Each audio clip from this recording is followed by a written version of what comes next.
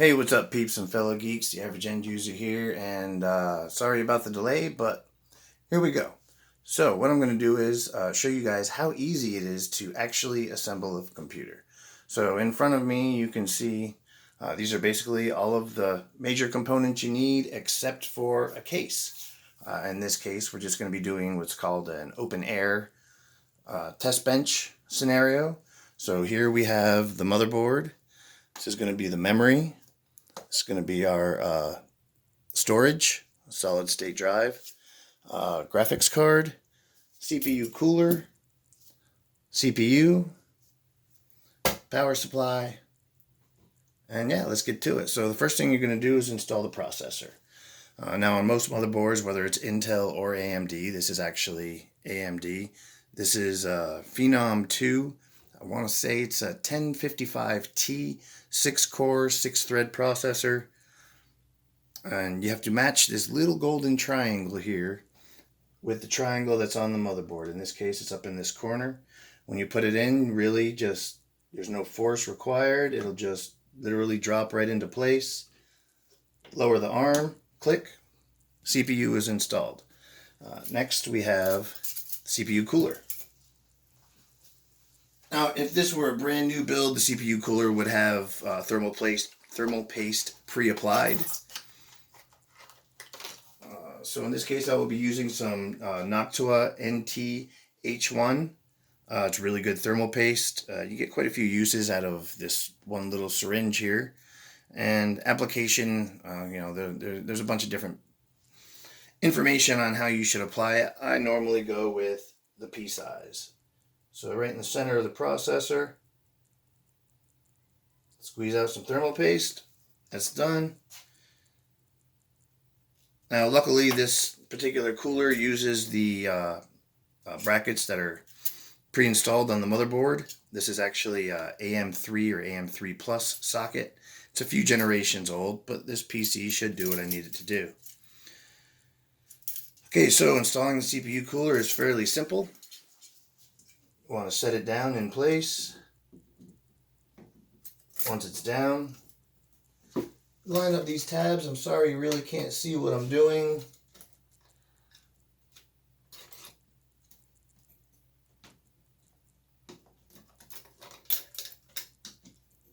Second one to clip.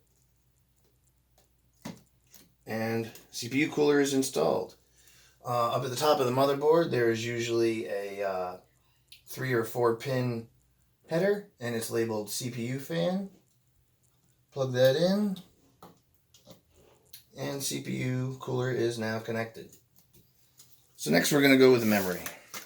This is a brand new kit of Timetech. It's DDR3.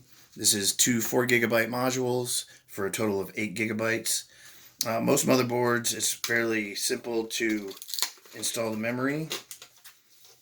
One thing you want to pay attention to is the motherboard and the memory have this notch. You want to line the notch up with the notch on the motherboard and then skip a spot, install one.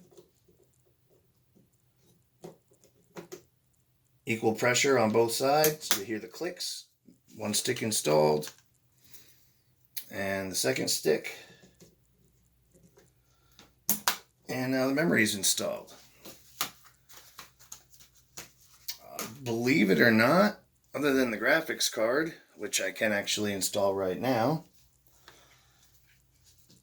you want to usually go in the uppermost PCI Express slot. That one usually has the full bandwidth of lanes. You will hear a click. Oh, actually you won't hear a click because this is a sliding mechanism. Graphics card's installed.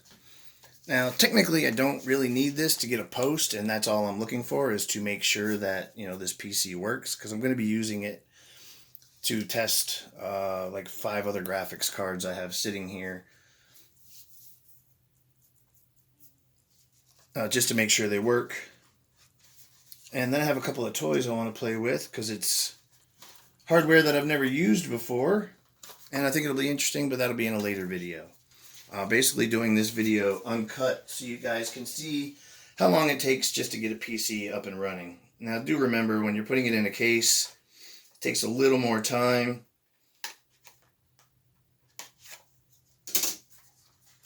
But it really only takes about 20 minutes to get a PC up and running. Now that doesn't include installing Windows.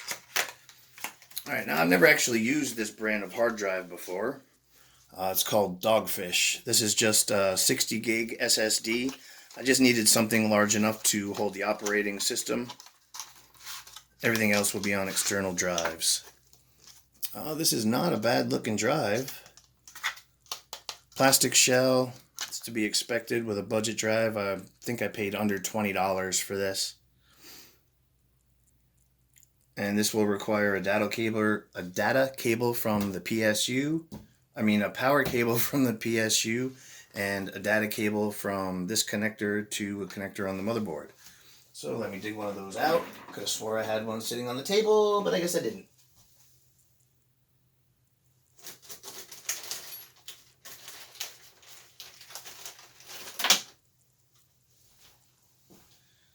Okay, let me see. This particular board has 6 slots. They're all numbered. I'm going to go into slot 1. There should be a slot 0, but anywho.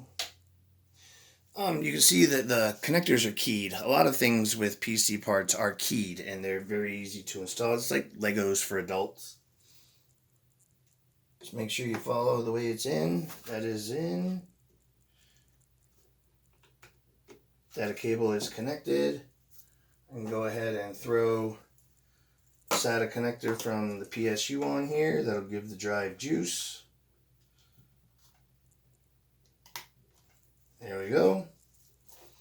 Alright, now connecting power to the motherboard. Up top here you have an 8-pin EPS connector. That is for your CPU. That gives the processor direct power and the motherboard power. Some actually have 2 of these on them. You have the 24-pin connector. Again, these are all keyed, so very easy to install. Probably can't see this because the graphics card is in the way. Let me slide this around here. And it's just a matter of lining it up and pushing it down. So you hear a click. Now these connectors are for the graphics card. We got a 6-pin and an 8-pin.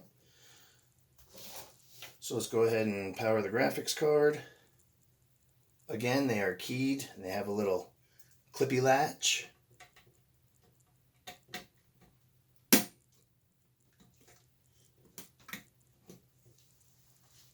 Alright, 8-pin is in. 6-pin is in. Now let's connect the 8-pin for the motherboard. And believe it or not, it is now done. This should give me a video signal, so let's see if it worked.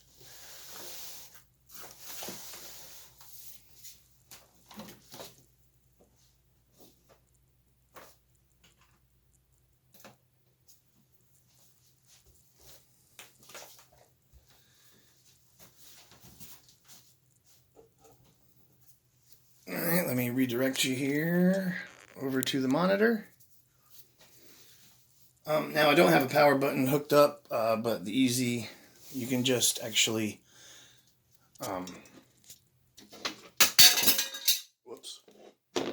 short 2 pins down here on the I/O panel, and that will actually juice the computer. So that is what I'm going to do.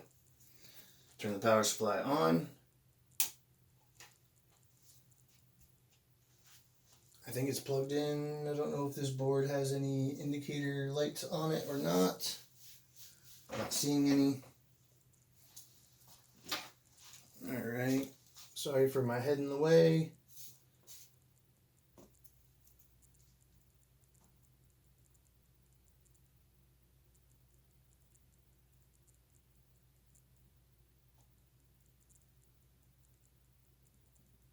Oh, I need my glasses. And it's getting older. Stuff is crap. And there, reset and power. Alright, we have juice. And hopefully we'll have a post.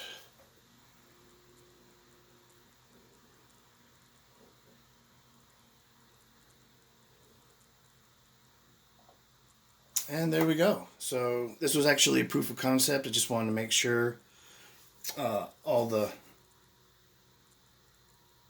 parts were present. And actually, I want to get into the BIOS.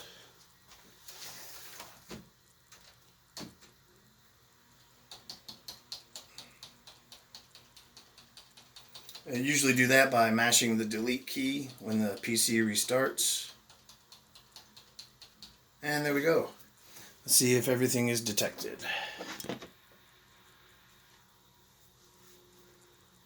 Phenom 2, 6-core 1055T, running at 2.8 gigahertz. It sees the memory. So yeah, we are good to go. And that, my friends, is how easy it is to assemble a PC. Coming soon, I will be testing the other graphics cards and